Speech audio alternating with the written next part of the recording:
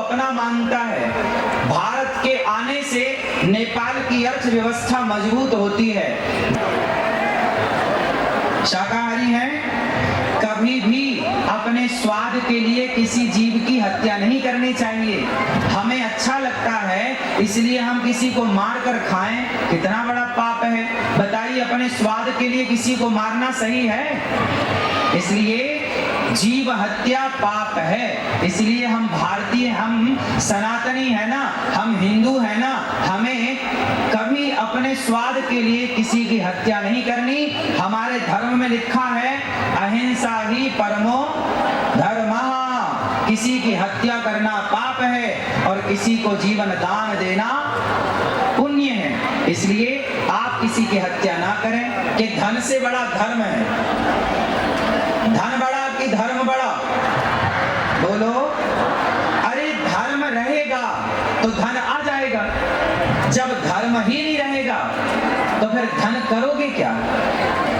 इसलिए धन हो पर धर्म पूर्वक धन हो। यदि आपके धर्म में धर्म नहीं जुड़ा तो वह धन किसी काम का नहीं है। नेपाली लोग कैसे होते हैं? नेपाल का अर्थ क्या है? तो देखिए, नेपाल जो नेकी का, ने मतलब नेकी, नेकी मतलब अच्छाई, जो नेकी का सदा पालन करें वो नेपाली हैं। जिनके हृदय में सदा नेकी बसती हो वो नेपाली है। नेपाली का मतलब क्या हुआ? नेपाल का मतलब क्या हुआ? जिसके अंदर नेकी बसती हो, मतलब जिसका हृदय नेक हो। नेक समझते हैं ना? अच्छा, गुड। तो आप सब नेक दिल वाले हैं, नेक हृदय वाले हैं, इसलिए आपको भगवान ने नेपाल में भेजा है। जाओ नेपाल की धरती में, आप यहाँ जाकर नेपाल में पशुपतिनाथ भगवान की सेवा करो, गंडकी माता की सेवा करो और शालिग्राम भगवान की सदा सेवा करो। नेपाल का दोस्त कौन है? भारत और आसपास के जितने देश हैं, आप किन देशों से दोस्ती करना चाहेंगे? बताइए। आपसे मेरा सवाल है, आप नेपाल वासी, आपके पास में बहुत सारे देशों की सीमा है, किस देश से आप दोस्ती करना चाहेंगे? किससे? किससे? जोर से। भारत से। भारत से दोस्ती करना चाहेंगे? भारत तो सदा आपके साथ है और सदा हम और आप कभी दो थे ही नहीं, एक थे, एक हैं और एक ही रहेंगे।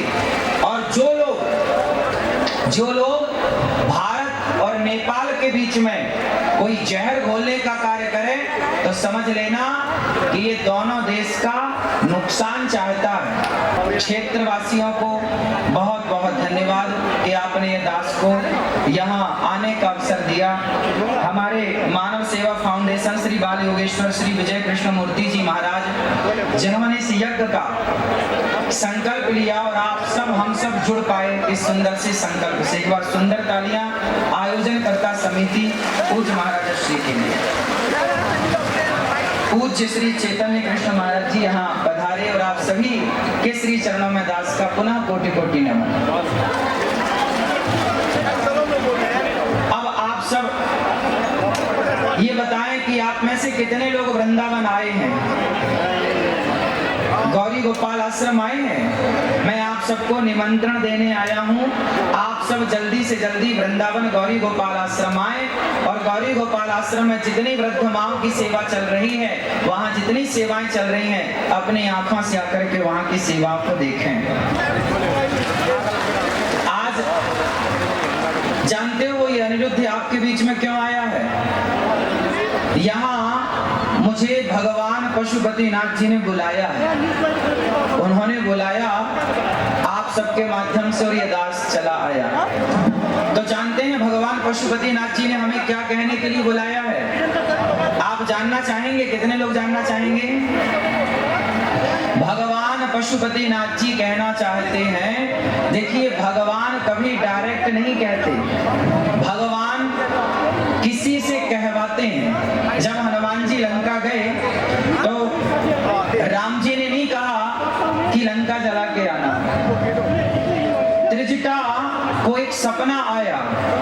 सपने वानर लंका जारी, जातु धान सेना सब मारी। तो त्रिजटा ने माता सीता को सपना सुनाया और कहा कि आज मैंने सपने में देखा कि एक बंदर आया और पूरी लंका को जला करके चला गया। जब त्रिजटा का सपना हनुमान जी ने सुना तो हनुमान जी को लगा कि त्रिजटा के द्वारा स्वयं हनुमान जी ये समझ गए कि प्रभु राम ये कहना चाहते हैं कि जब लंका गए हो तो फूक के आना है। लंका गए हो तो रावण के घमंड को जला कर ही आना। मानो ये संकेत हनुमान जी के द्वारा, त्रिजटा के द्वारा हनुमान जी तक राम जी ने पहुंचाया।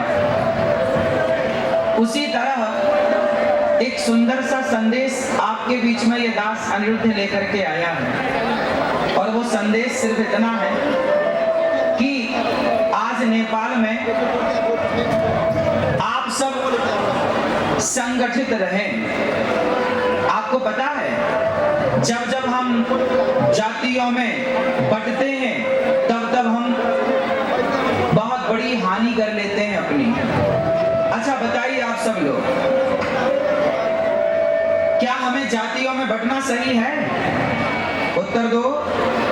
मैया, ओ मेरी प्यारी माँ, बैठ लो मेरी माँ, सुन लो।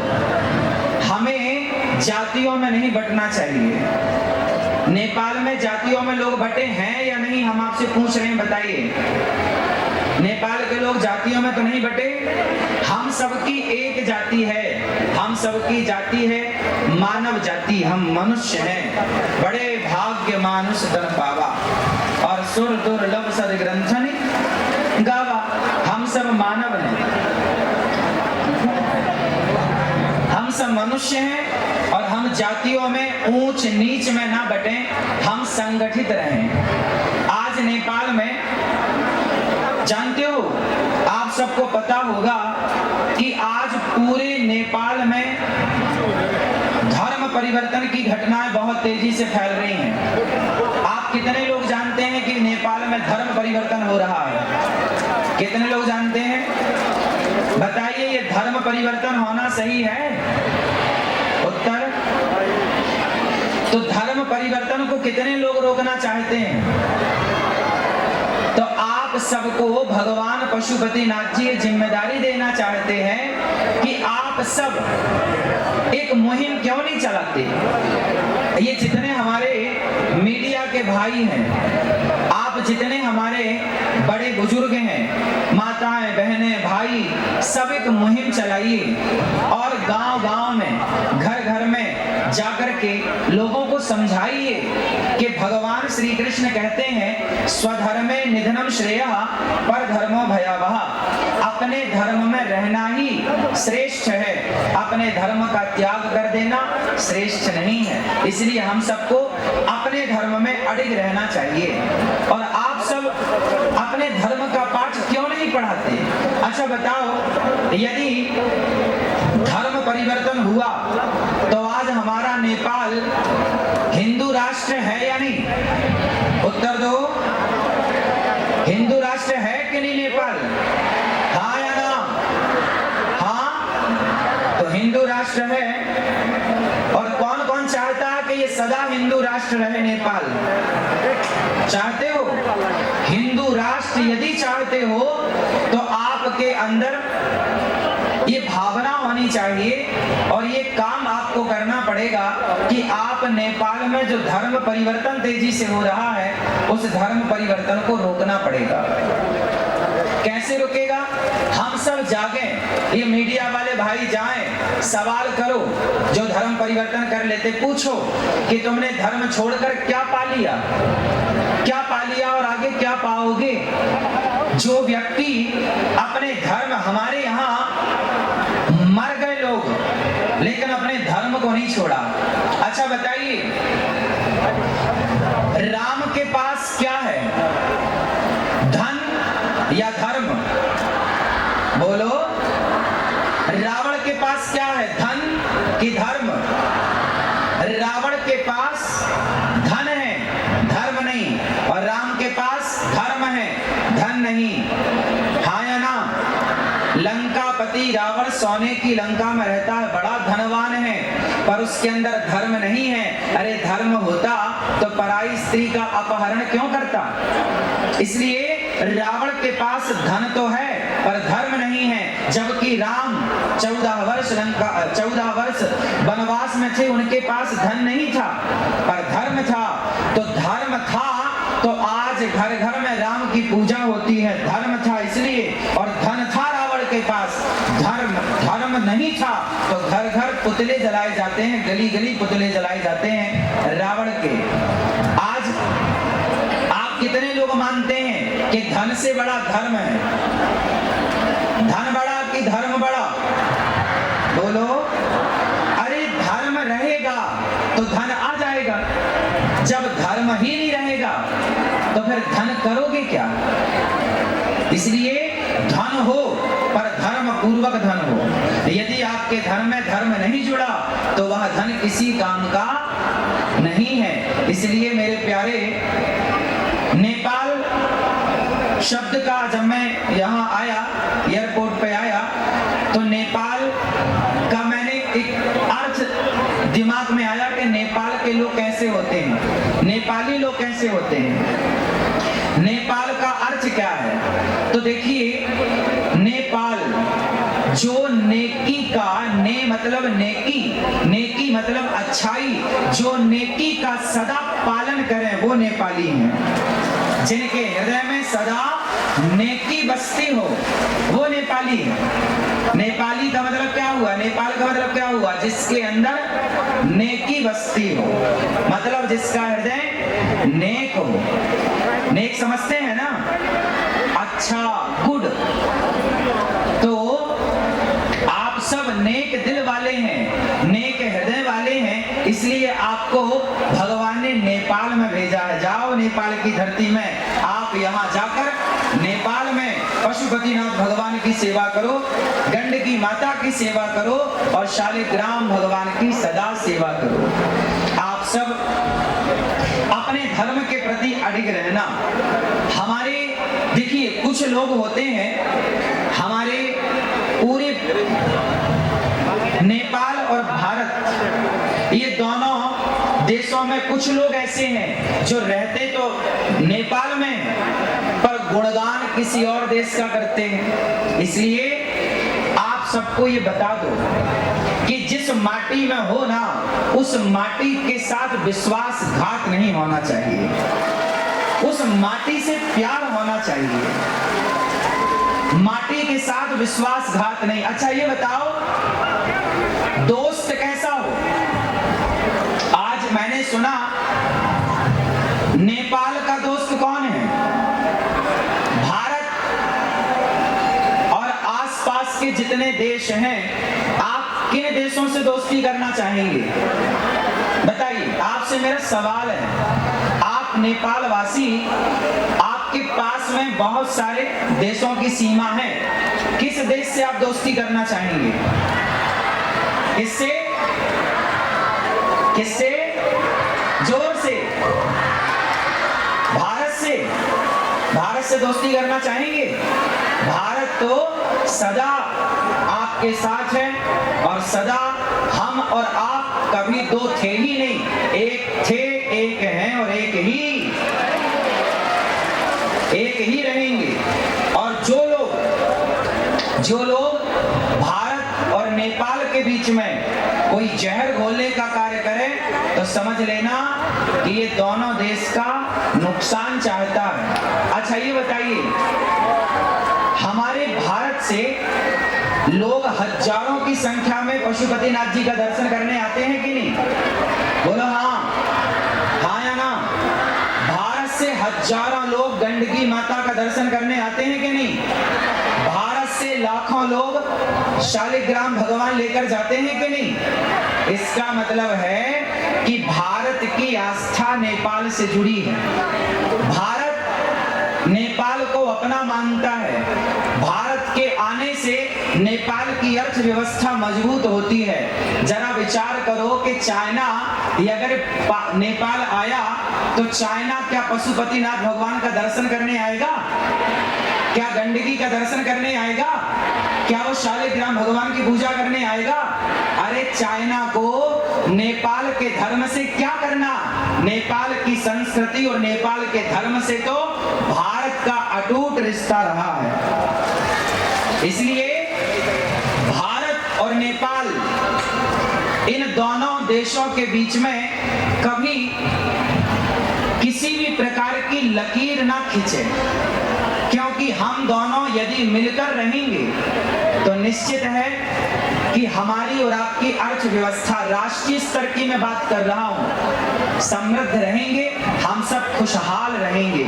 और आपने यदि दोस्ती उन लोगों से कर ली जिन्हें गंडकी माता और शालिग्राम भगवान और पशुपतिनाथ जी से कोई लेना देना नहीं, तो सोचिए इस धर्म का, इस संस्कृति का क्या होगा।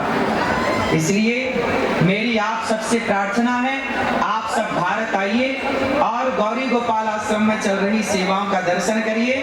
और सावन का ये पावन पर्व है। आप कितने लोगों ने सावन में व्रत रखा है? रखा है? भगवान शिव को जल चढ़ा रहे हैं कि नहीं? कौन सा जल? कौन सा जल? सारे जल चढ़ाओ, पर भगवान शिव को पता है कौन सा जल पसंद है? भगवान शिव को नेत्रों का जल पसंद है। इतना प्रेम उमड़ना चाहिए आपके भीतर शिव के प्रति कि आंखों से अश्रुधार बह पड़े और शिव जी के ऊपर जाकर चढ़ जाए। ऐसी नेत्रों की धारा। भगवान शिव को क्या पसंद है बताइए? प्रेम। राम ही केवल प्रेम प्यारा और जान ले ये जो जाननी हारा। राम को क्या पसंद है? बोलो। नेपाल वासियों को क्या पसंद है? क्या पसंद है? नफरत पसंद है या प्रेम? क्या पसंद है? प्रेम। आप सब नेपाल वासियों को प्रेम पसंद है। और हमारे प्रभु राम भी कहते हैं कि राम ही केवल प्रेम प्यारा, इसलिए प्रेम से मिलजुल करके रहिएगा। अच्छा बताओ, नेपाल वासी आप कितने भाई हैं? जोर से, कितने भाई हैं आप लोग? हम सनातनी। आप में से कितने लोग सनातनी हैं? सत्य सनातन धर्म को जानने और मानने वाले कितने हैं? हाथ उठाओ सब। तो सुनो, हम सभी सनातनी, चाहे भारत में हो या नेपाल में हो या भूटान में हो या जापान में हो या अमेरिका या लंदन, कहीं भी सनातनी हो। सनातनी 4 भाई हैं। कितने भाई? कौन कौन से? ब्राह्मण, क्षत्रिय, वैश्य और शूद्र। हम चारों एक पिता की संतान हैं और हम चारों सदा से भाई रहे हैं। कुछ लोगों ने ये जातिवाद का जहर घोलकर हम लोगों को आपस में लड़ाने का कुछ लोगों ने षड्यंत्र किया। आपसे मेरी हाथ जोड़ के प्रार्थना है कि आप कभी षड्यंत्र में मत उलझिएगा। भारत में जब अंग्रेज आए तो उन्होंने नारा दिया, फूट डालो शासन करो। और उस फूट डालो शासन करो के तहत भारत को खूब लड़ाया जातियों के नाम पर, और हम आपस में लड़ते रहे और कई 100 वर्षों तक गुलाम रहा भारत। इसलिए मेरी प्रार्थना है कि हम जब जब लड़े हैं तब तब डटे हैं। इसलिए आप लड़ना चाहते हैं या संगठित होकर रहना चाहते हैं? कितने लोग संगठित होकर रहना चाहते हैं? तो फिर आप कभी मत लड़िएगा कि मैं ब्राह्मण, मैं क्षत्रिय, मैं वैश्य, मैं शूद्र। हम चारों भाई हैं और एक दूसरे के काम आना है, एक दूसरे के सुख दुख में खड़े होना है, एक दूसरे का सहयोग करना है। यदि हम बट जाएंगे ना तो मिट जाएंगे। इसलिए अपने आप को बटने मत दीजिएगा। जो बट गया वो मिट गया।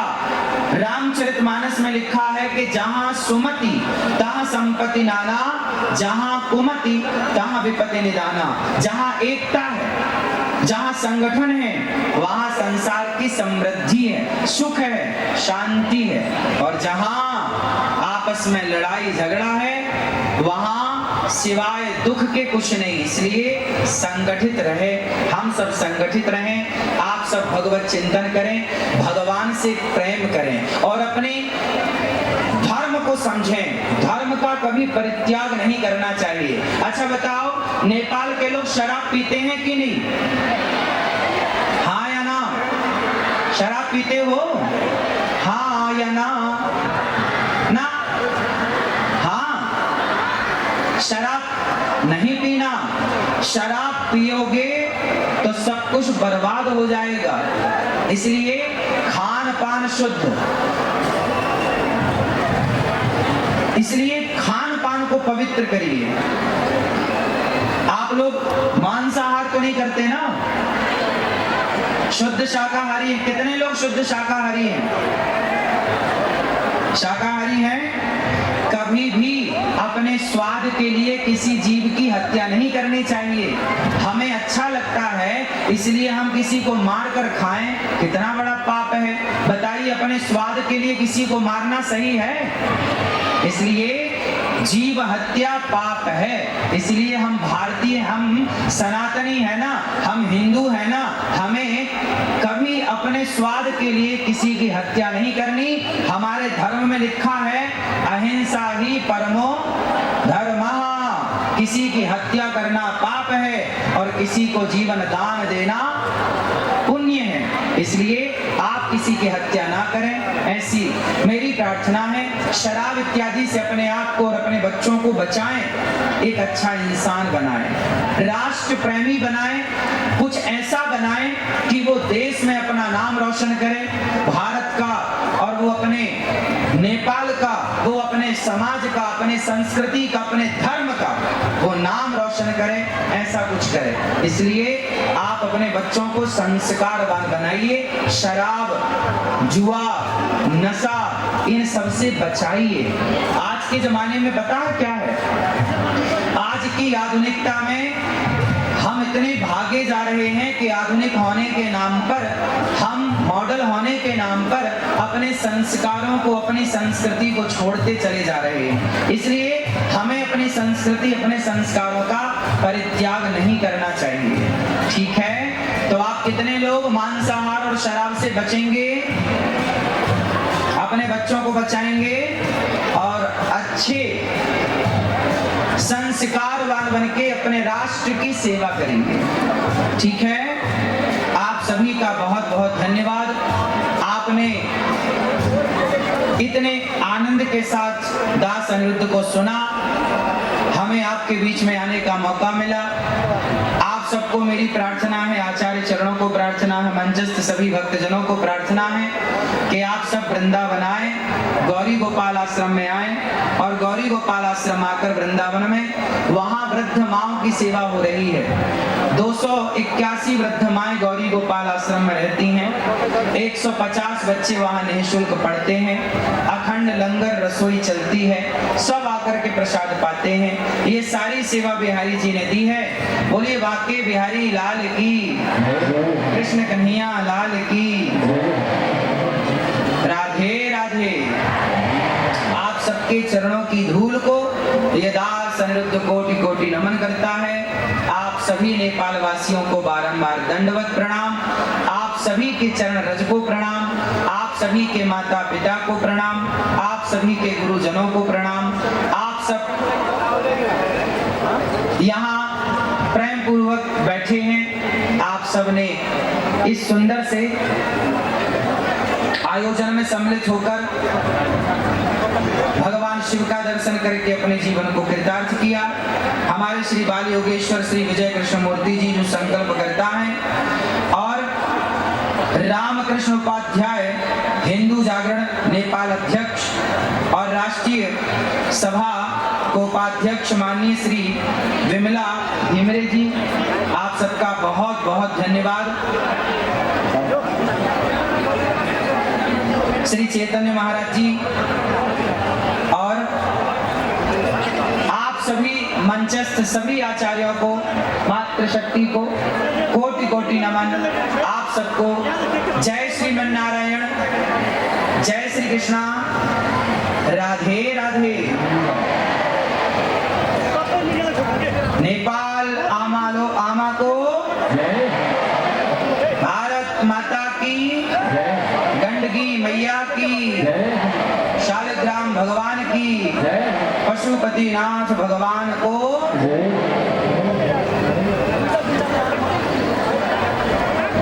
धन्यवादाः श्रीमद्भ्यः विद्वद्भ्यः। भूषणेभ्यः श्री अनिरुद्धाचार्य महाभागेभ्यः ते अस्माकं प्रार्थनां स्वीकृत्य निवेदनं स्वीकृत्य अत्र आगत्य अस्माकं कृते आशीर्वचांसि दत्तवन्तः तेषां कृते पुनः पुनः अपि अहं धन्यवादान् ज्ञापयितुम् इच्छामि। यही बीचमा सानो आसन ग्रहण